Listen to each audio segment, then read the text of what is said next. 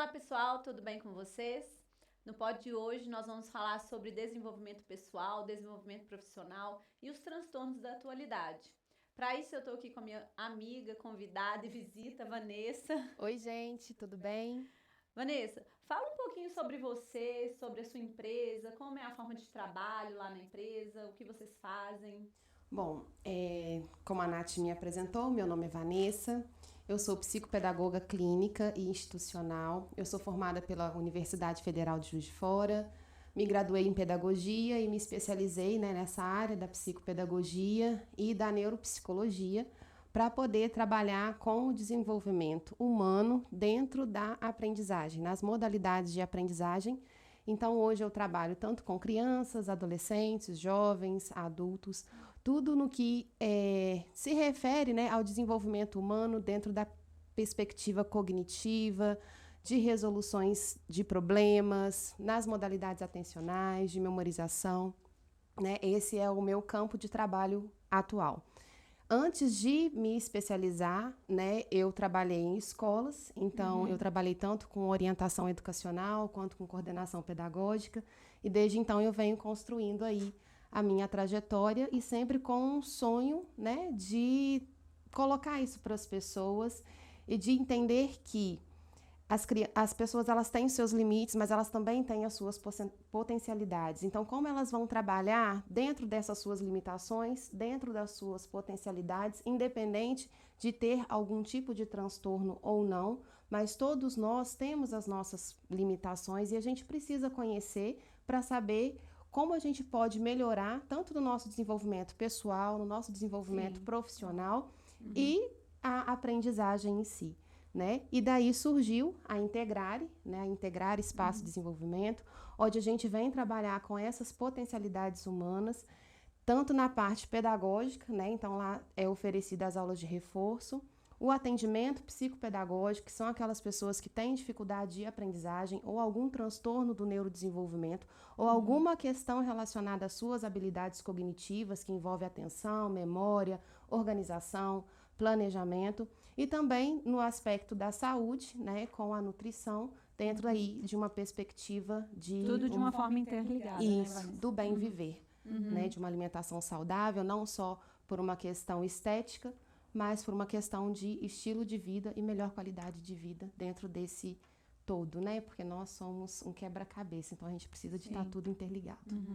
Ô, Vanessa, a Integrar, ela tá lá em Juiz de Fora, né? Sim. Mas você faz atendimentos remotos também, né? Sim. Fala um pouquinho como é que funcionam os seus atendimentos remotos. Eu trabalho com a terapia, né? A terapia cognitiva, dentro desse processo de aprendizagem e nessa linha de desenvolvimento das funções executivas, cognitivas, conativas, tanto no aspecto presencial quanto no online. Né? Então a gente consegue fazer esse trabalho à distância, né? E aí com a pandemia a gente foi aprimorando né? isso, mas é também uma forma que não vai terminar, né? Sim. Essa modalidade online, ela vai permanecer aí. Então, aquelas pessoas que tiverem interesse de saber um pouquinho mais sobre esse trabalho, A gente vai deixar também o coloca. arroba seu e da Integrar, para o pessoal conhecer um pouquinho mais do seu trabalho, seus projetos, né? Vamos só explicar um pouquinho para o pessoal, Vanessa, para que eles possam entender. No dia 18, no sábado, ele foi o dia do orgulho autista, né? E aproveitando aí essa visita maravilhosa que eu recebi, e aproveitando um tema que está tão em foco, né? As questões de acordo também, né, até por causa da nossa rotina de trabalho, de acordo com o que a gente vive hoje, né, isso se tornou um assunto muito recorrente, né? Vamos falar um pouquinho as diferenças, né, de transtornos que existem, do TDAH, o TDA, o autismo, a hiperatividade. Fala um pouquinho essas definições para o pessoal de casa poder entender melhor. Então, olha só, hoje, né, dentro da nossa atualidade, tem sido muito comum e cada dia mais tem aumentado o número de pessoas diagnosticadas com o transtorno de déficit de atenção e hiperatividade e também estão no transtorno do espectro autista, né, o que não era muito comum. E às vezes as pessoas acabam estranhando os termos, a quantidade de diagnósticos, porque antigamente não tinha tanto, o que é isso, quais são as demandas, e com a pandemia foi mais acentuado, mais, né? Tanto com relação a esses sintomas, porque é importante dizer que não são transtornos adquiridos, né? Eles são transtornos do neurodesenvolvimento, eles são genéticos. Então, se a gente for falar da questão do transtorno de déficit de atenção e hiperatividade, hoje a gente separa em 3 modalidades.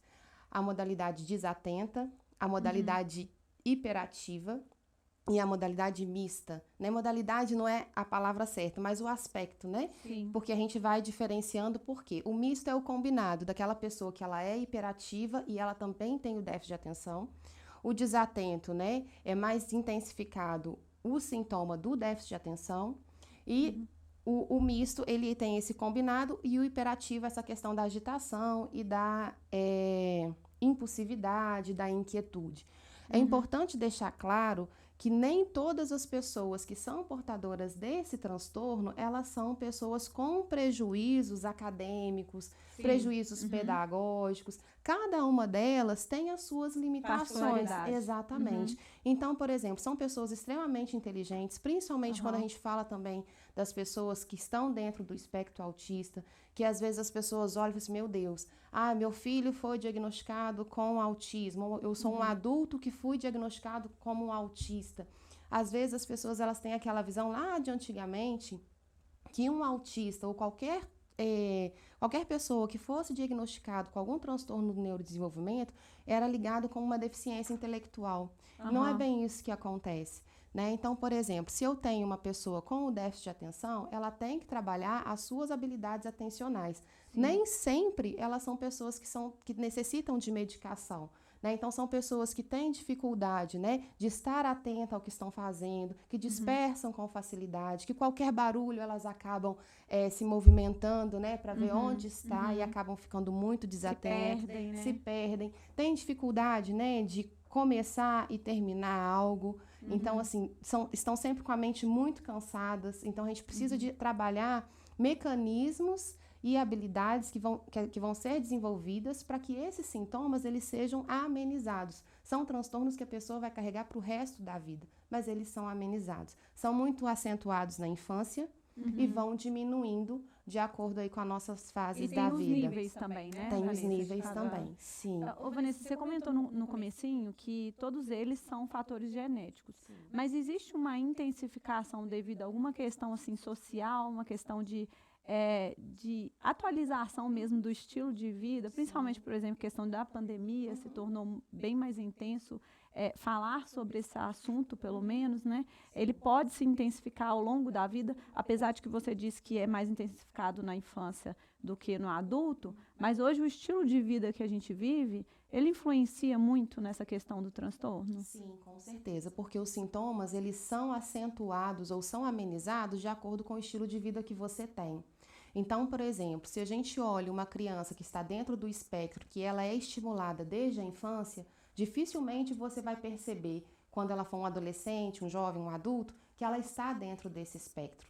Né? Se você faz o tratamento desde o início, desde quando é descoberto, por isso que é importante o diagnóstico sempre inicial, né? Porque depois a pessoa ela vai tendo alguns prejuízos no decorrer da vida, seja na área social, seja na área profissional e também o ambiente. Então, quanto mais informação as pessoas que lidam, que estão com o indivíduo, né, que está dentro desse transtorno do neurodesenvolvimento, quanto mais a família souber, as pessoas que estão ao redor saberem, mais fácil vai ser da pessoa se virar. Se informarem também, né? Ter acesso a esse tipo de informação, saber as diferenças entre um e outro, né? Exatamente. Porque é muito difícil, Vanessa, o diagnóstico, inicialmente, assim, com crianças, por exemplo, até uma certa idade, porque eu imagino que é difícil, às vezes, você observar um determinado comportamento. E aí, às vezes, se torna um adulto com uma descoberta tardia, né? É muito difícil o diagnóstico inicial. Então, tanto o transtorno do espectro autista quanto o TDAH, na primeira infância, ele é mais difícil de ser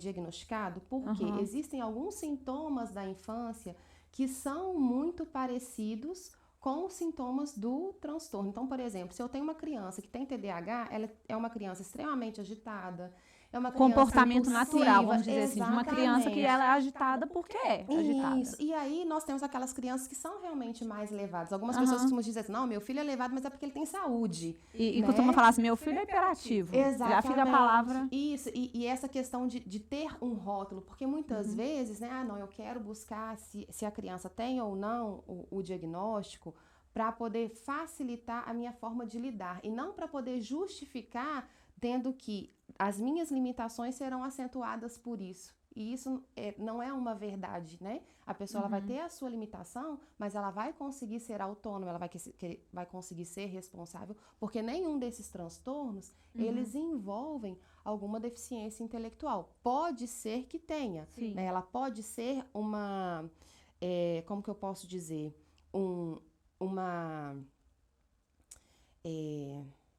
Um aspecto secundário de uma determinada deficiência, né? Mas ela não vai ser o primordial. Então, a gente precisa avaliar, porque existem pessoas com deficiência intelectual que são autistas, que têm TDAH, né? Mas quando a pessoa é diagnosticada só com o transtorno de déficit de atenção e hiperatividade, ou só dentro do transtorno do espectro autista, dentro desses níveis, né? Então, por exemplo, vamos supor, o espectro autista hoje, ele é subdividido em 5 níveis. Então, ele tem o nível 1, nível 2, nível 3 níveis.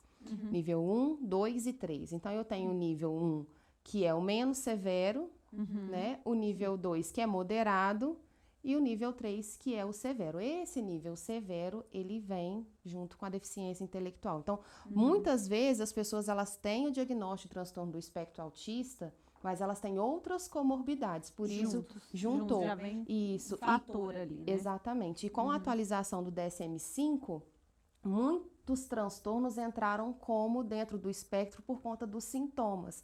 Né? Então, por exemplo, você tem um prejuízo, vamos supor, o autista que tem, ele está dentro do Asperger, por exemplo, que seria o nível 1, ele só tem uma questão social. Sim. E comportamental, são aquelas pessoas que são muito sistemáticas, mais fechadas, exatamente. Não tem nenhum prejuízo de lidar com a vida, de ser autônomo, né? O nível moderado, às vezes ele vai apresentar um pouco mais de movimentação corporal, né? Aqueles famosos alguns tics, vamos dizer assim. Às vezes, né, dependendo do processo, ele tem uma sensibilidade maior, seja na questão auditiva, na questão tátil, na questão da alimentação. E aí, o nível severo já são aquelas pessoas que são mais comprometidas, né? Então, a gente vai ter que trabalhar numa outra linha. Mas dentre os dois, né, os 2 primeiros níveis, é importante dizer que os 3 níveis, eles são capazes de aprender e se desenvolver. Cada um dentro da sua especificidade. Assim como as outras pessoas que não têm nenhum tipo de transtorno também precisam ser trabalhadas, porque a gente é imperfeito, né? Imperfeito e incompleto. Então, a gente precisa de avaliar cada indivíduo. E cada um desses indivíduos, eles têm as suas especificidades. O que um autista de nível 1, vamos dizer, tem, não é a mesma característica de um outro. Né? Também de nível 1, pode ter características ali diferentes. Também porque vem um pouco da personalidade, né? Questão de criação também, Vanessa. O meio social de todos nós influencia muito em quem a gente vai ser, né? Em que a gente vai se informar, como nós seremos estimulados, como nós vamos desenvolver, porque nós temos também pessoas com uma série de limitações porque nunca foram apresentadas novas oportunidades.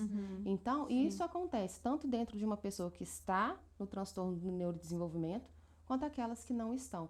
Então, o ser humano, ele é adaptável ao meio. E a gente chama, na psicopedagogia, a gente fala de estímulo e resposta. De estímulo, processamento e resposta. Todo ser humano precisa de estímulo para que ele possa processar e ele, consequentemente, possa responder. Né? Então, é importante, o estímulo é importante o tempo inteiro, em qualquer área da vida, em qualquer faixa etária. Né? E aí, inclusive, vem a questão da inclusão, né, Vanessa? Com essa definição, eu acredito, né, que quanto mais cedo você diagnostica, né, é mais fácil também de você incluir essa criança na própria escola e depois no futuro no ambiente de trabalho, até na questão, falando um pouquinho do desenvolvimento da carreira, né? Até naquela questão de os adolescentes estão na fase onde eles vão escolher uma profissão. Sim. É claro que todo mundo é capaz de fazer e desenvolver qualquer tipo de aptidão, né? Mas, assim, existem coisas que a gente tem mais facilidade de fazer, né? Então, tem essa questão da inclusão em qual tipo de área, em qual tipo de atividade que aquele jovem adulto consegue inserir, né? Tem uma facilidade. No ambiente profissional, como que seria esse aspecto da inclusão, esse aspecto por exemplo, trazendo para a minha área de atividade dentro dos laboratórios? Como seriam os tipos de perfis, sabe? De que forma que as pessoas no laboratório, os gerentes, conseguem identificar, trabalhar isso? Então, é muito importante a gente entender que dentro dessa área do perfil profissional, ele vem muito de encontro com o seu autoconhecimento. Né? Porque aquilo com que você quer trabalhar, ela fala muito de Sem você. dúvidas. Quando eu vou fazer as minhas orientações vocacionais, eu sempre falo isso. Eu quero escolher a minha profissão. Então, você vai falar sobre você. Se você não se conhece, você não vai conseguir desenvolver a sua profissão. Porque a profissão não é do outro, daquilo que você admira. Você admirar o outro é importante. Você se inspirar num determinado profissional é importante. Mas a experiência é dele e você tem a sua experiência. Então, nesse aspecto, é muito importante, primeiro, que as empresas, né, o laboratório em si, ele tenha todos os papéis de todos os funcionários descritos. Né? A descrição a gente chamada de descrição de função, né? Se ele tiver bem definido qual a descrição de função para aquela determinada função, já facilita muito ele identificar o tipo de perfil que encaixa naquela vaga. Exatamente, de fazer a sua seleção. Então, por exemplo, desde os serviços gerais até a linha mais técnica do laboratório, ele precisa ter essa descrição de cargo, o que ele espera deste profissional, em que esse profissional precisa atender para que ele possa fazer a sua seleção. Às vezes, o laboratório ele não vai ter um RH. Sim, né? E isso acontece demais, Vanessa. Assim, a experiência que eu tenho é que a grande maioria, os gerentes, né, imediatos ali, responsáveis, eles acabam tornando um papel ali, ele toma aquele papel de RH. Sim. Então, ele acaba ficando responsável por essa atividade. Não em todos os casos, óbvio, né? Tem laboratórios que têm uma capacidade melhor e maior para ter um RH ali, né? E consegue, de fato, selecionar, fazer um filtro melhor. Mas eu vejo que existem muitos laboratórios que o gerente desenvolve essa área, mas são pessoas que têm uma formação técnica. A gente não tem nenhum preparo na formação para isso, né? Para analisar um perfil, né? E acaba sendo uma coisa assim que, querendo ou não, a gente seleciona do ponto de vista do perfil técnico. Exatamente. A gente até pergunta algumas coisas, eu falo porque eu já fiz várias vezes e tinha essa dificuldade, né? Você seleciona do ponto de vista técnico, mas do ponto de vista pessoal, né, e de desenvolvimento, você faz algumas perguntas que você já sabe, até que você já passou na vida. Mas você não sabe fazer um diagnóstico em si, fechar e falar assim, olha, essa pessoa tem um perfil para isso. Porque dentro de uma área de laboratório, a gente tem diversas atividades. Aqui a gente não está falando só de laboratório, estrutura interna do laboratório. A gente está falando a gente tem a parte comercial, secretaria, todo o apoio auxiliar administrativo e tal.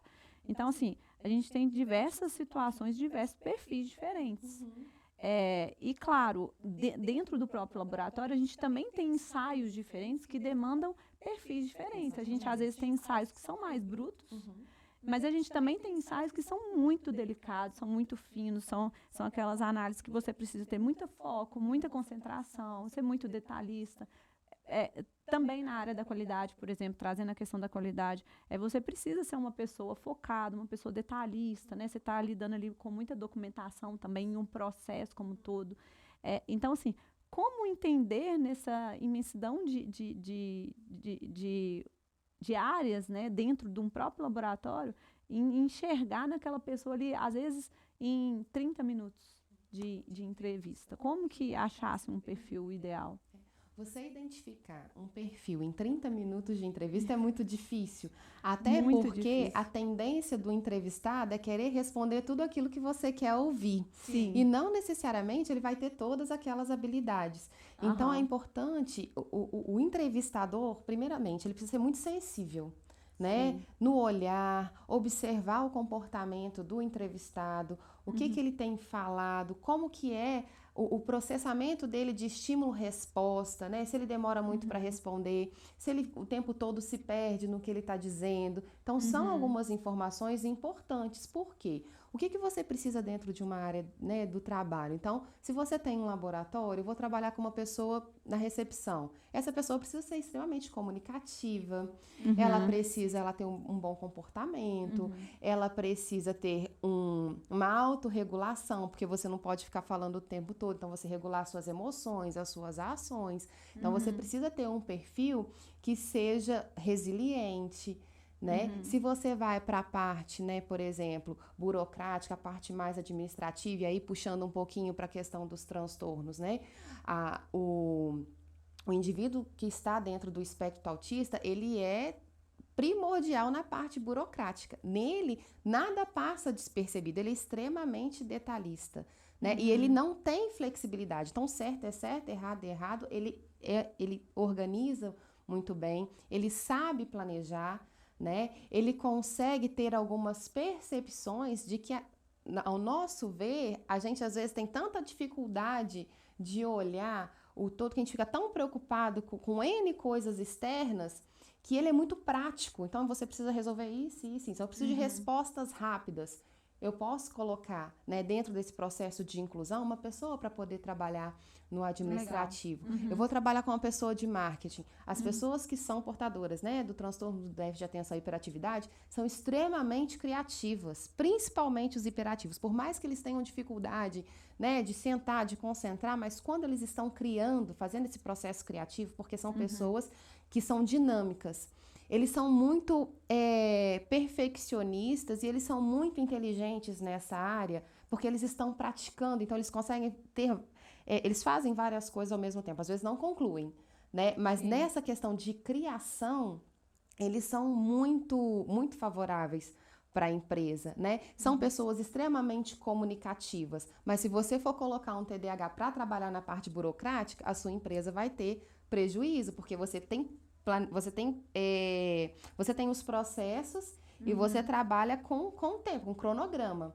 São pessoas que têm muita dificuldade de trabalhar com rotina. Então, se ele vai, por exemplo, para a área de publicidade, ele consegue ter uma rotina um pouco mais curta. Por mais que essa parte demande muito tempo de estruturação, né? Mas são coisas assim, tudo que demanda pouco tempo de execução e baixo cansaço mental, baixa energia, eles conseguem concluir com muita facilidade. Agora, você pega uma pessoa que está dentro do espectro, ela pode ficar ali por horas e horas num trabalho mais minucioso. Não dá para você colocar, por exemplo, dependendo do sintoma que é mais acentuado naquela pessoa que você está trabalhando, se ela tem uma dificuldade na parte social, na parte de comunicação, porque isso é um prejuízo que está dentro do espectro, né? Essa questão da comunicação, porque às vezes é mais truncada, ele, por exemplo, não vai poder trabalhar na recepção. Né? Então, a gente tem... Por isso que é importante essa descrição de cargos, porque se você receber, se você abrir a porta da sua empresa para essa questão da inclusão, você também precisa saber, mas eu quero que você foque mais nesse aspecto. Poxa, mas ele tem uma dificuldade atencional, ele não vai fazer. É igual quando a gente vai para a escola e o professor fica várias vezes, esse fulano é desatento, mas ele já tem o diagnóstico. Então, isso é uma questão que ele não consegue controlar. Forçar, né? Exatamente. E a gente tem que trabalhar. Até nós que recebemos, precisamos também aprender a lidar com eles. Porque aquilo que às vezes para nós é um defeito, para ele está dentro do transtorno. E assim, não é que não dá para mudar.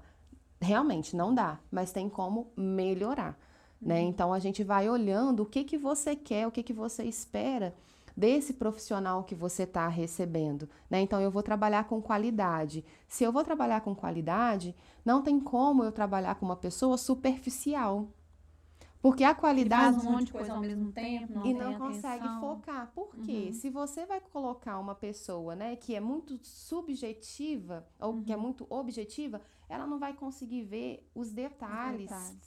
Né? Quando você está fazendo uma entrevista, se você for colocar alguma questão de interpretação e você percebe que o entrevistado está errando essas questões, você já consegue perceber. Ele está em dificuldade atencional da parte para o todo. Um texto para a pessoa ler, escrever, reescrever, né, aquele mesmo texto. Troca as palavras demais, você consegue observar nesses detalhes, assim, que a pessoa não tem muita atenção. Sim. E na própria entrevista, né, eu acho que é interessante, quando faz a entrevista, você tem lá vários cargos, né, disponíveis para a vaga. Mas é importante você deixar o entrevistado falar qual é a expectativa dele com relação a esse cargo.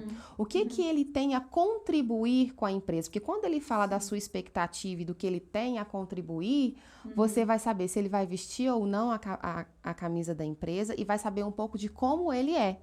Porque as suas execuções, elas vão ser a partir daquilo que a pessoa é. Então, por exemplo, a pessoa é muito impulsiva, né? A pessoa, ela não tem filtro, vamos dizer assim, que é o caso dos autistas, né? Que é um dos prejuízos que a gente vê. Não vai dar para você colocar para trabalhar diretamente com o público. Então, você precisa de ter essa sensibilidade de como ela vai se comportar. Porque quando a pessoa começa a falar dela, por isso a sensibilidade, né? Você começa a perceber qual é a característica, porque na hora do questionário, ela vai responder tudo. Eu sou exemplar, eu consigo... E é importante a gente colocar quais são as suas limitações, às vezes, no processo. Para ver se a pessoa ela vai ser verdadeira, né? O quanto ela está disponível. Então, você tem uma situação, um problema. Como você resolveria isso dentro da sua função? Né? Porque aí, a partir do momento de como ela responde, você consegue compreender um pouco melhor de como ela vai desenvolver esse trabalho e em que ela vai ser útil. Não adianta a pessoa ter um currículo extremamente perfeito se ela não tiver... Consegue desenvolver. Exatamente. Ô, Vanessa, trazendo para o ambiente laboratório mesmo, dentro do laboratório, eu sei que você não tem conhecimento assim, das atividades, mas assim... a gente tem situações que a gente tem atividades mais finas, né, que requer mais atenção e tal, mas existem atividades que, dependendo da área de atividade do laboratório, elas são atividades mais grossas. A gente consegue incluir essas pessoas com transtorno nessas determinadas atividades, saindo um pouco da questão administrativa. Dependendo, talvez, dos níveis, assim, é possível absorver? Sim. E trabalhar, assim, questões que podem ser melhoradas, mesmo você sabendo, assim, tem uma limitação, tem um certo... Mas é uma coisa que dá para ser trabalhada. Até que ponto, né, assim, na verdade? Sim, eu acho assim, o que for muito minucioso, que você... Porque, assim, vocês trabalham com laboratório, são muitos dados minuciosos, né? Além dessa questão de ser minuciosa, tem a questão do trato, do tato mesmo com aquilo que você está fazendo. Então, às vezes, são aparelhos muito melindrosos, né? Então, a gente precisa perceber. Então, por exemplo, a pessoa, né, que ela tem o déficit de atenção com acentuada hiperatividade, não são as melhores pessoas para poder estar dentro desse aspecto do laboratório, nessa área do laboratório. Por quê? Como são muito agitadas, são aquelas pessoas também que têm a característica que a gente vai chamar aqui de estabanadas, o tempo todo elas estão se movimentando. Quebrar as vidrarias. Começa a quebrar tudo. Agora, o desatento, ele vai fazer tudo muito devagar. Né? Às vezes ele não vai conseguir ficar, por exemplo, ele não consegue fazer várias coisas ao mesmo tempo, mas você dá ali uma função para ele dentro do laboratório. Então, se ele for trabalhar com essa parte, né, dos materiais, dos objetos, ele consegue fazer isso com um pouco mais de facilidade. Né? O TDAH ele já tem um pouco mais de prejuízo. No caso do autista, ele é muito detalhista, né? Nada passa despercebido por ele. Então, nessa questão, por exemplo, você está ali avaliando, vamos supor, eu não sei a linguagem técnica de vocês, né? Mas vamos supor, vocês estão ali avaliando uma análise amostra. qualquer, uma análise de NOx, por exemplo. Ele consegue observar, né? Porque ele qualquer desvio, qualquer isso, ele tem muita facilidade, porque por ele... O que é diferente, é diferente. O que a gente consegue colocar por aproximação, não, mas pode passar. para ele não vai passar. Então, ele tem essa questão da qualidade muito, muito bem feita por ele, apesar, agora, na hora da... Até no setor da qualidade. Exatamente. E quando ele vai usar instrumentos, aí já vai depender da sensibilidade desse instrumento, porque alguns autistas, eles têm uma questão motora comprometida. Então, eles têm tônus muito fortes. Então, vai pegar um determinado... Pode quebrar na mão dele. Mas isso tudo também, a gente está falando aqui no caso de um adulto, né? E aí, quando eles não conseguem fazer uma determinada coisa, eles ficam extremamente frustrados, né? E aí pode desencadear algum tipo de... como que eu posso dizer? A gente fala de crise, né? Alguma crise. Então, aí vem as movimentações, vem a mão no rosto, pode vir um choro, pode vir um grito, né? Tudo isso pode acontecer, né? Apesar de que hoje, né, quando a gente vê adultos dentro do espectro que estão nessas funções, são aquelas pessoas com autismo muito leves, não tem tanto esses prejuízos motores, mas é só uma questão de observação mesmo, né? Mas quando a gente fala dessa questão mais minuciosa, de análise, né, de olhar, tá ali num microscópio, ali com ele não vai passar nada despercebido. Agora, se você for colocar uma pessoa do transtorno de déficit de atenção, vai passar, né? Porque aí ele... Não, mas eu não tô enxergando, eu tô olhando só... Não, mas foca aqui. Não tô conseguindo, né? É uma coisa que eles não conseguem controlar. E é uma das formas de tratamento, né? Que é essa autorregulação deles. Ô, Vanessa, falando ainda sobre a questão do diagnóstico, na infância... O grande responsável, né, por esse diagnóstico é os pais, né, que identificam, ou até às vezes a escola também ajuda muito, né, observa algum tipo de comportamento. Mas no adulto, aquele que já passou por essa fase, ninguém identificou ou intensificou, né, com o tempo e tal, às vezes o adulto ele também tem que vencer uma barreira do autoconhecimento, né, a questão da aceitação, né. Como que funciona esse processo desse diagnóstico no adulto? Porque muitas vezes... ele acha que ele é normal, tá tudo bem, assim, é um defeito, um defeito, assim, é uma dificuldade, vamos dizer assim, uma dificuldade que eu tenho e sempre tive e sou assim, pronto, não vou mudar. E isso, às vezes, prejudica muito o profissional no ambiente de trabalho, porque, às vezes, ele quer trabalhar naquela área ali, mas ele não tem o perfil, ou então ele tem alguma coisa que ele pode ser melhorado, claro, pode ser trabalhada, mas talvez se ele conseguisse enxergar isso, né? Porque às vezes as pessoas que trabalham em volta das pessoas conseguem identificar e falam, olha, você, para isso aqui não está ficando legal, você não, né, não tem facilidade e tal.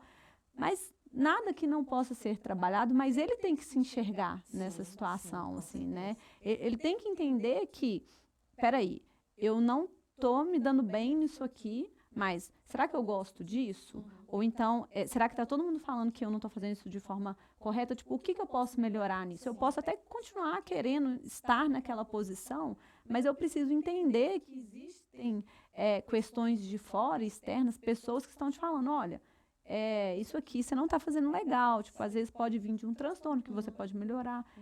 Como vencer essa barreira no jovem, no adulto que está indo para o processo de mercado de trabalho? Então, no caso dos diagnósticos tardios, eles acontecem porque até então a pessoa não teve nenhum prejuízo de vida. Isso é muito comum naquelas pessoas que não passaram no processo escolar com dificuldade de aprendizagem, né? Que esses prejuízos são muito acentuados na vida adulta.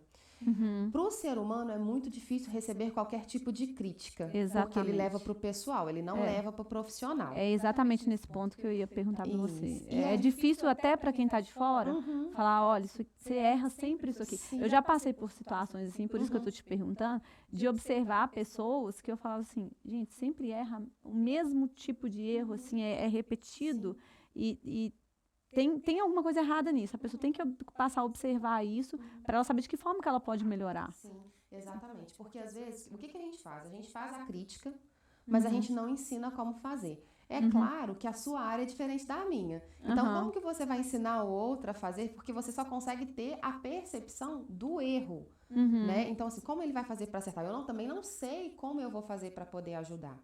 Então, o que a gente percebe?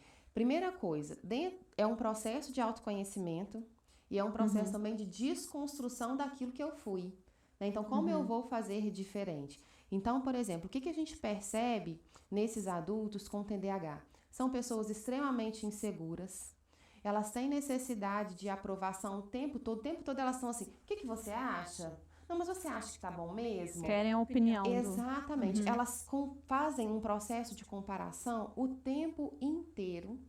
Elas têm muitos prejuízos de relacionamento e elas não param em nenhum trabalho, né? Dificilmente são pessoas que conseguem ter muito tempo de empresa, 1 ano, 2 anos, qualquer coisa que a deixa frustrada, é mais fácil ela desistir, né? Eles desistem com muita facilidade porque eles estão acostumados com fazer com tudo pronto e acabado, tudo é muito rápido. Então, por exemplo, cumprir uma rotina para eles é extremamente difícil. Então, você tem que trabalhar com essa habilidade. Olha, você precisa fazer uma rotina e você precisa visualizar que aquilo foi feito.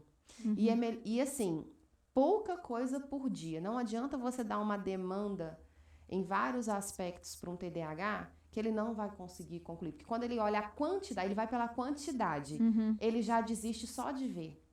Né? E coisas que demandam muito tempo. E aí começa a procrastinar. Exatamente. Ao mesmo tempo que querem fazer tudo muito perfeito, porque a perfeição ela vem junto com a procrastinação, ele vai procrastinar, vai deixar para depois e no final vai sair alguma coisa. Vai sair, ele consegue entregar numa pressão imensa. Aí vem, junto com o TDAH, a questão da ansiedade muito forte. E a tendência também, às vezes, a depressão, porque eu não consegui fazer exatamente como eu queria, porque eles têm uma autoavaliação também muito forte. Ele quer entregar para o outro aquilo que ele acha que tem que ser entregue, perfeito como se fosse não como se fosse para ele, mas assim, em que eu estou analisando, não está perfeito para mim, então eu não vou entregar. Eu sempre falo com os meus, eu chamo de aprendentes, né? Os meus aprendentes adultos, eu sempre falo assim, melhor feito que perfeito. Porque você precisa entregar e você precisa sentir que você conseguiu. Eles são pessoas que necessitam de motivação o tempo inteiro. Entendi. Só que nem sempre a gente tem paciência de ficar ali, olha, você errou isso, você precisa fazer aqui e tudo. Então, é muito importante, às vezes... E não só paciência, mas às vezes tempo, né? Você faz uma atividade, você não pode acompanhar a pessoa o tempo inteiro, né? Exatamente, porque você quando contrata, você está confiando no trabalho dela, né? E aí, não é só uma questão de conhecimento, é a questão de como ela se comporta diante dos desafios do trabalho. Então, a gente percebe esse prejuízo. O que talvez assim, né? O que ajuda muito o gestor, né? Então, vamos supor, eu vou fazer uma reunião e o meu empregado tem déficit de atenção. Eu preciso dar para ele todas as ferramentas do que vai ser trabalhado naquela reunião. Então, qual vai ser a pauta? Ó, fulano, a pauta da reunião é essa e eu preciso que você me fale sobre isso. Ele precisa ser constantemente preparado. Por isso que é difícil, às vezes, lidar com uma pessoa com transtorno de déficit de atenção e hiperatividade. E eles também precisam fazer essa preparação. Vanessa, eu tenho uma reunião para fazer. Como que eu vou? Eu falei assim, qual é a pauta? A pauta é essa, essa e essa. Qual é o assunto mais importante? O que você domina desse assunto? Porque, às vezes, eles precisam recorrer também a fazer uma análise do que ele vai apresentar. Porque se ele não estiver apresentando, ele precisa só escutar, ele vai dispersar com muita facilidade. Vai falar assim, mas o que você falou mesmo? Aí, às vezes, um colega de trabalho tirou uma dúvida, ele vem com a mesma pergunta, e às vezes, sabe, questões óbvias. Sim. E eles não conseguem perceber que foi óbvio. Aí tem um processo de frustração. Todo mundo entende e eu não entendo. Quantos deles, muitas vezes, gravam reuniões e eles pedem, eu acho que isso para a empresa é muito legal, né? Olha, tem alguém que precisa... A reunião pode ser gravada. Você não precisa de apontar para a pessoa que tem... Olha, essa reunião pode ser gravada, se precisar de algum tipo de anotação. São pessoas que precisam de ter uma agenda constante, né? Um bloquinho de notas ali, porque eles não conseguem mesmo, né? Filtrar a parte mais importante da reunião. Às vezes fica dispersado. Não, mas a gente falou, isso aqui era o principal. Às vezes a pessoa desenvolve todo um trabalho, chega lá, apresenta, e fala assim, não, mas não foi isso que eu queria. Ah, mas não foi isso que eu entendi. Aí é importante da linguagem estar sempre clara, porque a gente fala para o outro, né? Sim. A gente não fala para nós. E isso é o todo, independente do transtorno ou não, ter uma linguagem clara, objetiva, é sempre muito importante. Ô, Vanessa, aí você tocou num ponto aí que ele tem que sempre estar com um caderninho, gravar a reunião pode ajudar e tal, principalmente nessa questão do remoto. Algumas reuniões são gravadas com facilidade, né, e tal. Mas qual é a diferença, assim, do transtorno para um cansaço, por exemplo? Como esse adulto identifica, por exemplo, olha, hoje eu estou muito cansado, estou acompanhando uma reunião, poucas palavras eu consegui assimilar daquela reunião, porque eu estou com um certo esgotamento também. A demanda de atividade da gente tem sido cada vez maior, e às vezes não é uma questão de transtorno, é uma questão pontual, Sim, né? sim. Uma questão pontual ali do dia. Como identificar essa diferença também? Então, quando a gente fala desses prejuízos, são questões persistentes, né? Quando a pessoa tem um transtorno, é algo que persiste por muito tempo, a vida inteira. Quando a gente vai falar do cansaço, principalmente o cansaço mental, a gente vai avaliar um pequeno período. Então, por exemplo, hoje eu tive uma reunião e eu não consegui assimilar nada do que foi dito. Como tem sido os meus dias anteriores? Ou, por exemplo, se aconteceu uma situação que te deixa muito ansiosa, ou que te deixa muito nervosa, ou alguma eventualidade que você precisava resolver e você não conseguiu, você precisou de ir para uma reunião, você precisou de fazer uma entrevista e você não conseguiu dar o melhor de si, não conseguiu estar atento àquilo ali, ou passou despercebido alguma informação, é por conta de um fator externo, não é um fator interno, né? Eu sempre costumo avaliar isso com os meus aprendentes, com os meus estudantes quando não tem diagnóstico, principalmente os adolescentes que estão fazendo vestibular, que não têm um bom aproveitamento. Então, vamos avaliar o que aconteceu nesse dia, como você estava nessa hora, o que aconteceu anterior. Tem algo te preocupando para o futuro? Onde estava a sua mente? Você estava de corpo presente? Você estava no seu estado presença? Porque muitas vezes, dependendo do que a gente for executar, a nossa atenção ela precisa estar voltada para aquele momento. Uma autoavaliação é muito importante. Exatamente. Também, né? É igual você falou, a pessoa se conhecer também é muito importante, né? Porque... Senão tudo é motivo e a gente começa a justificar em várias áreas, em outros acontecimentos, mas a gente não consegue chegar num foco. Por exemplo, eu estava com esse, no caso, é diagnosticado, né? Ele tem muita dificuldade de estar num trabalho. E aí... De parar. Isso. E aí, assim, uma necessidade de avaliação do outro o tempo todo, de mostrar que sabe muito. De onde vem isso? A gente vai fazer um retrospecto lá da sua infância. O que acontecia na sua infância? O que te leva? Quais são os gatilhos? Porque, às vezes, o gatilho, ele não é do momento de agora, mas foi daquilo que eu vivi e que, às vezes, passou despercebido por mim. Uma situação familiar, às vezes, uma brincadeira, uma comparação mal feita, que não foi por maldade, mas que aquilo, sempre que eu tenho um momento em que eu estou sendo avaliado por alguém... O meu gatilho negativo, ele vem lá da minha infância. E às vezes a gente fala assim, nossa, eu nunca pensei que esse momento da minha vida, ele fosse um gatilho para agora. Então, é muito importante a gente se conhecer, fazer uma linha do tempo mesmo, de todos os meus comportamentos. Se onde eu estou trabalhando é, de fato, né, o meu objetivo, e tem muito aquela questão de, tipo assim, o local de trabalho é ruim, o serviço é ruim, assim, você não faz uma autoavaliação também. Você está sempre jogando para o terceiro, né? Exatamente. Aquele lugar que não é bom, eu fui mandada embora porque aquilo... também tem que existir mas como eu era como profissional? Qual era o meu comportamento, né? Porque, principalmente nessa nova geração, a gente tem também uma observação de uma certa facilidade de se conseguir as coisas, né? Uma disponibilidade maior até de informação e de tudo, né? Uma super proteção de criação também, né? E às vezes ali num primeiro momento com o ambiente de trabalho não consegue suportar determinadas pressões. Porque o mercado de trabalho, ele quer resultado. Exatamente. Ele não está ali para seu pai, sua mãe, para falar, oh meu Deus, coitado, fulano não tem facilidade com isso. Vamos sentar fulano aqui. Não tem isso, né? Tipo, é resultado e se você não der resultado, tchau. Contrato próximo. Então, assim, o que também, Vanessa, a gente pode atrelar a questão de telas, de uso, de pressões, a gente, principalmente na questão remota, a gente passou a trabalhar, acho que ainda mais, né? A pressão ainda ficou ainda maior.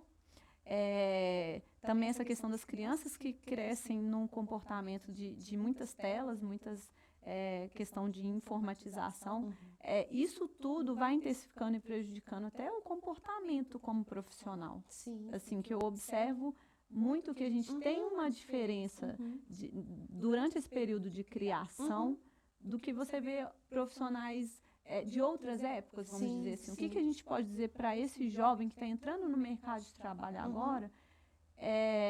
Sei lá, como dizer, tipo assim, separa o seu pessoal do seu profissional, começa a se planejar para receber certos tipos de críticas e crescer com essa crítica. Exatamente. Claro que tem várias formas, né, de lidar com isso. A gente lida com conflitos de gerações. Sim. Né? Então, assim, a exposição às telas, a quantidade de informação que nós temos hoje, a tecnologia em si, ela é muito positiva.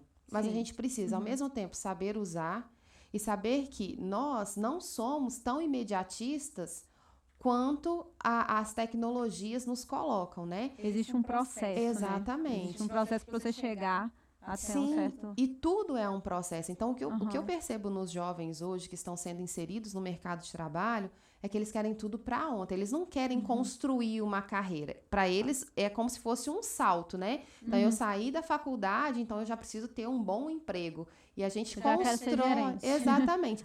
Eu tenho que construir a minha trajetória.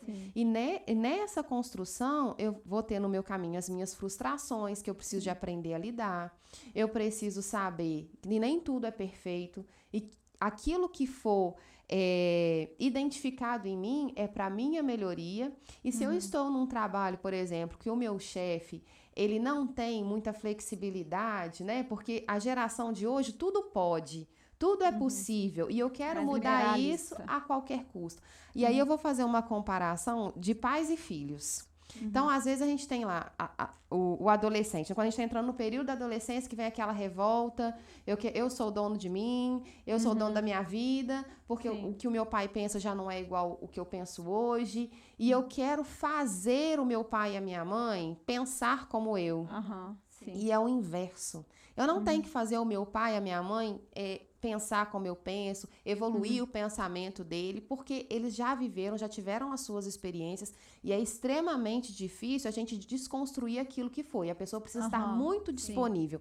Então, se eu tenho essa disponibilidade, não é mais fácil eu tentar entender como é o processo do outro para que eu faça da melhor maneira possível e assim tentar um equilíbrio? A mesma coisa dentro de uma empresa. Eu posso ter um chefe que é extremamente autoritário, que gosta das coisas muito perfeitas, né? Que não tem muito tato para falar com a pessoa. Então, a gente precisa de começar a diferenciar. Falar assim, nossa, mas isso aqui é o jeito dele, ele é assim mesmo, né? É claro que assim, a pessoa vai te tratar mal, você não vai ficar sorrindo para ela. Mas você entender que ali você é o funcionário, você é a pessoa, né?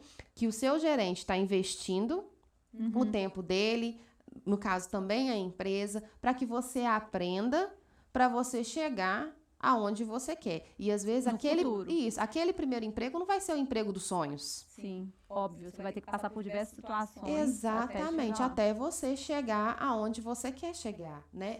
Tudo é um processo. Então, às vezes, eles interpretam muito que tá falando pra mim, tá me doendo, eu tô sofrendo. Então, como que eu estou lidando? E como eu me comporto também diante dessas situações? O que eu posso também melhorar? Aqui ninguém é perfeito, né? Nós somos muito imperfeitos, muito incompletos, e eu preciso de começar a filtrar até que ponto isso é bom pra mim e até que ponto não, independente do que o outro espera. Mas o que eu espero? Porque eu acho que você ir para uma empresa, para você trabalhar, né? E assim, quando eu falo com as minhas famílias, a escola que você escolhe para o seu filho, tudo é uma questão de escolha.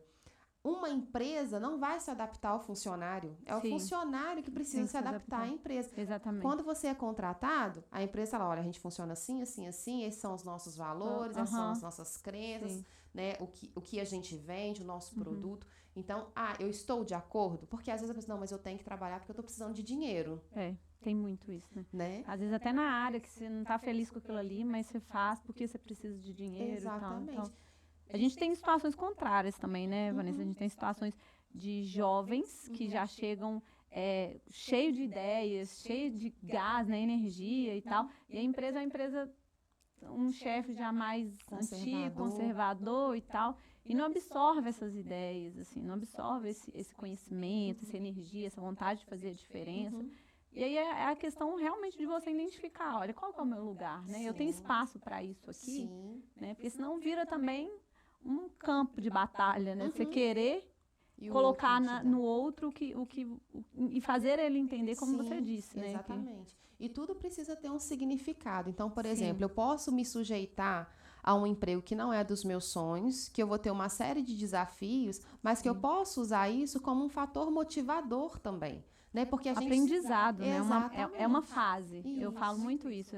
Existem locais que é uma fase, uma passagem, que você precisa passar para você aprender, até você chegar onde você vai falar assim, olha, realmente aqui eu tô bem, tô confortável. Sim. E precisa realmente passar por isso. Exatamente. Né? Ô, Vanessa, e aí falando assim a questão de medicação, né? Até para esses jovens que precisam cada vez mais estudar, correr atrás, é uma pressão muito maior e tal, virou muito uma moda, né? De, eu sou inteligente, tenho transtorno, TDAH, não sei o quê, toma Ritalina, né? A Ritalina virou, assim, um medicamento de uso quase que livre, assim, se eu posso dizer. Acho que muitas pessoas que eu converso falam assim, eu vou fazer um concurso, vou tomar Ritalina. Em que certo momento, que é um momento de realmente partir para a medicação, o quanto essa medicação ela realmente contribui e o quanto as pessoas, na verdade, elas precisam mais dessa avaliação, desse planejamento. Talvez, vamos falar assim de duas coisas. A pessoa que tem um pouco mais de dificuldade, o que ela pode fazer? Um planejamento do dia dela, olha, eu tenho mais dificuldade nisso, vou fazer isso primeiro. Como que pode ser esse desenvolvimento, assim? Hoje, como nós somos muito imediatistas, então a tendência é ir para a medicação. Né? Mais fácil, a gente vai para a via mais... Exatamente. Então, e a gente tem que entender que a medicação, ela não desenvolve habilidades. Então, por exemplo, no caso da Ritalina, ela é uma medicação que ela vai conter a sua agitação. Então, você vai ficar naquele período um pouco mais concentrado, mas você não vai desenvolver habilidades de concentração. Então, assim, se você não desenvolve habilidade, você vai ficar a vida inteira tomando essa medicação. E a intenção é que para aquelas pessoas que precisam, que realmente têm um prejuízo, né, de foco, de não conseguir processar as informações, de não ter um bom estímulo-resposta, que trabalha diretamente com o público, que são líderes, né, de empresas, que tem pessoas que precisam das suas tomadas de decisão e ela não consegue desenvolver, ela não consegue ser proativa. Em alguns momentos, essa medicação ela é necessária, porque a terapia ela é a médio e longo prazo. Primeiro, porque não depende só do terapeuta. Depende muito da disponibilidade do ser humano, né? De quem é atendido. E quando você busca uma terapia, né, que a gente chama de, seja cognitiva comportamental, ou uma terapia psicopedagógica que vai te ajudar na questão do planejamento, da questão cognitiva, de estimular suas habilidades, de fazer com que você se conheça e entenda as suas limitações, até para que você possa delegar algumas funções de que aqui eu tenho realmente uma limitação, eu preciso de uma pessoa que me ajude nesse quesito para as coisas andarem, né? A gente precisa saber qual é a sua intenção, porque na verdade, a gente precisa que essa medicação, ao longo do tempo, ela venha sendo retirada. Vou dar só um exemplo rapidinho. Eu atendi uma adolescente que já vinha passando pelo processo da Ritalina, se não me engano, há 5 ou 6 anos. Todo o período da vida dela escolar, e ela chegou no processo de fazer vestibular. E ela estava começando a se questionar o porquê que a aprendizagem dela não era precisa. Porque eu acho que vende essa imagem, né? Sim. Vende isso de que a Ritalina, você vai ficar mais inteligente, você vai aprender mais rápido. Você vai aprender. E não é assim. Ela falou assim, eu continuo tendo os mesmos prejuízos que eu tinha. Eu fico menos ansiosa, eu fico ali no meu estado presença, mas a minha assimilação, eu não tô vendo diferença. Aí ela iniciou a terapia, nós ficamos em 3 anos, né? Hoje ela não toma medicação mais, então assim, no primeiro ano de terapia, o neurologista já começou a retirar a medicação dela foi retirada antes da terapia terminar, então ela fez a opção, então vamos tirar. Ela chegou a pedir a medicação para o neurologista de novo, e eu achei muito bacana dele. Ele falou assim, não, agora não, a minha parte já foi feita, agora você só precisa dar continuidade, porque ela estava ficando muito agitada. Só que a agitação dela não vinha do déficit de atenção, vinha da ansiedade. Então vamos trabalhar a ansiedade, então vamos encaminhar para uma outra terapia para que você consiga aí trabalhar essa sua questão emocional, né? Porque a psicopedagogia é uma outra é situação. uma outra área, né? E aí, para você conseguir lidar agora com a sua ansiedade. Porque agora não é mais um problema do déficit de atenção. Por isso precisa ter um olhar muito sensível, né? E aí ela a gente é uma sociedade muito ansiosa. Exatamente, exatamente. Então, ela conseguiu trabalhar as suas habilidades. E tem pessoas que realmente não precisam. Por exemplo, a pessoa que tem o transtorno de déficit de atenção com um perfil desatento, nem todos precisam da medicação, porque muitos deles são muito apáticos, são muito passivos. Os hiperativos são ativos demais e os desatentos são muito passivos. Então, como a medicação ela contém, ela vai ficar ali, nem às vezes o estado de presença dela ela vai ter, né? Porque vai estar muito passiva, muito relaxada e também não é bom. Então, eu sempre procuro trabalhar em parcerias com os outros especialistas, né? Porque, por exemplo, eu não dou o diagnóstico, eu só observo os sintomas. Aí eu faço o encaminhamento para que o neurologista ou o psiquiatra ele possa laudar e aí a gente vai discutir. Tem lá o meu informativo, ele vai analisar, ele vai aplicar os testes também que ele tem, fazer os exames que ele precisa fazer para ver se, não, há indicação de medicação. Não há indicação de medicação. Então, se você quer ficar concentrado, a gente tem outras alternativas para isso. Vai fazer uma atividade física num determinado horário do dia, a gente faz os testes, né? Quais são os momentos que você se sente melhor, vai cuidar da sua alimentação. É exatamente isso que eu ia entrar. O quanto a atividade física trazendo para a qualidade de vida pessoal, né? Já que eu bato tanto nessa tecla, o quanto a atividade física ela pode contribuir para esse tipo para diversos tipos, não só um tipo de transtorno, Sim. até mesmo da ansiedade, né? Eu percebo, né, quando eu faço a indicação da atividade física, principalmente para que a pessoa, no decorrer do dia, ela fique mais disposta. Então, a minha preferência é que a pessoa faça essa atividade física pela manhã. Então, aqueles que são, né, que têm o déficit de atenção, são hiperativos, faça pela manhã, que já é o momento de você dar uma extravasada para você depois chegar, cuidar da sua alimentação e fazer o seu trabalho. Eu estou muito ansioso ainda hoje, então faça uma caminhadinha, né? Não adianta falar para eles, vai meditar, porque eles ficam mais agitados. Então, a gente tem até que estudar mesmo qual é a melhor atividade, né? O que se adequa mais para poder sugerir. Também tem atividade que ativa mais a pessoa, né? Deixa ela mais agitada. Exatamente. E é um discurso comum, assim, dos adultos com TDAH que eu atendo, de falar, não fala para eu meditar não, porque eu não consigo. É um exercício diário mesmo. Aqueles que já conseguem fazer e percebem o benefício, já estão indo muito bem. Mas os que estão iniciando, a gente também tem que ter muita cautela nessas indicações, né? E assim, eu sempre uso de chás, óleo essencial, falo para as mães das minhas crianças, eu falo para os adultos, porque funciona. Tudo isso é um artifício, né, que a gente usa, acaba utilizando todos os que tem disponível para poder tentar. Exatamente. Igual, por exemplo, você tocou na questão da Ritalina, a gente tem o chá de alecrim, que ele é um ótimo ativador de concentração e de disponibilidade. Às vezes, Vanessa, vou tomar um chá de alecrim lá à noite. Eu falei, não, à noite alecrim fica no difusor na minha casa. Se eu estou estudando, tem um difusor com alecrim que é sensacional. É muito bom. Eu quero me acalmar. Usa um óleozinho de lavanda, passa no pulso, onde você passa nas mãos. Estimula, né? Que aí você vai questão acalmando. Do cheiro, dos sensores. Exatamente. Para dormir melhor também, né? Vanessa, e a minha última pergunta para a gente poder finalizar, e a sua relação com a atividade física, como é que é?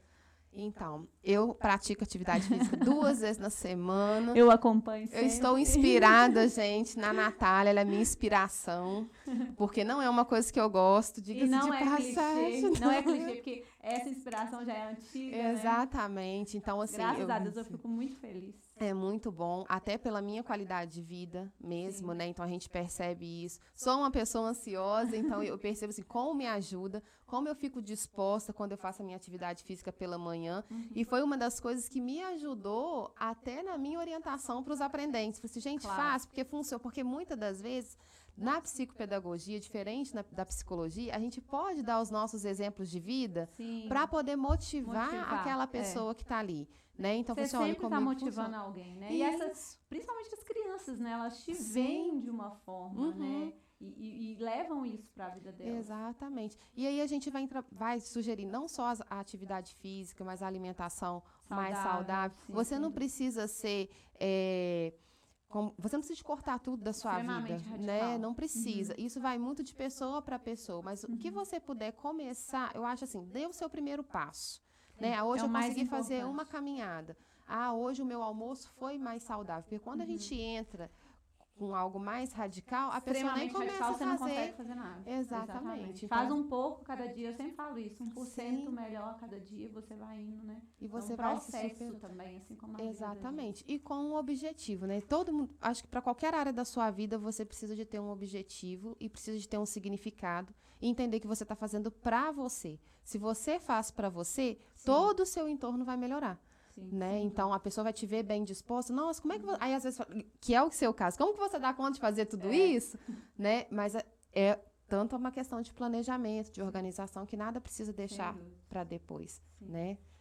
Vanessa, então, eu queria mesmo te agradecer do fundo do meu coração. Eu estou muito feliz com a sua visita, né? Você ter aceitado esse convite. Para mim é uma honra ter você aqui. Eu tô feliz demais que a Vanessa também veio com uma blusinha. Gente, a minha blusinha. Não sei se vai dar pra ver minha blusinha. Tá escrito sonhe, acredite, dedique-se e realize. Ela fez a blusinha pra poder vir no pódio. Eu fiquei toda feliz, porque eu acho que as mensagens, elas dizem muito, né? Leva pras pessoas. É uma frase importante para a vida dela, para ela poder, assim, quando ela vai ver o pódio, ela leva uma mensagem que eu acho que é o objetivo aqui, né? Então, eu queria te agradecer o carinho, obrigada mesmo. Agradecer ao pessoal de casa, mais uma vez, pedir para que vocês continuem acompanhando, curtem, comentem, compartilhem. E deixar aí, Vanessa, se você quer falar alguma mensagem final. Eu também quero te agradecer, Natália, pelo convite, pelo carinho, pela inspiração, né? Eu admiro muito o seu trabalho. Também pela oportunidade, né, de divulgar um pouquinho do meu, né, para as pessoas que quiserem aí conhecer aí a Integrare, é só seguir lá no Instagram. Fala o seu arroba, qual que é? É @integrare_ed. Nós vamos deixar também aqui na descrição, tá? O seu é Vanessa... Vanessa.arneto no Instagram. Tá bom. Obrigada, Vanessa. Eu que te agradeço, gente. Daqui a pouco nós vamos chorar. Foi muito bom. Né? Muito cada uma. Eu acho que o que é mais interessante assim, que cada uma na sua área. Sim. E a gente tenta fazer as motivações, né?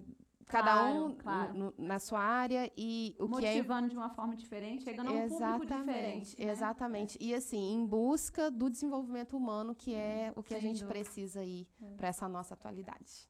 Obrigada, pessoal. Obrigada, tchauzinho. gente. Tchau, tchau.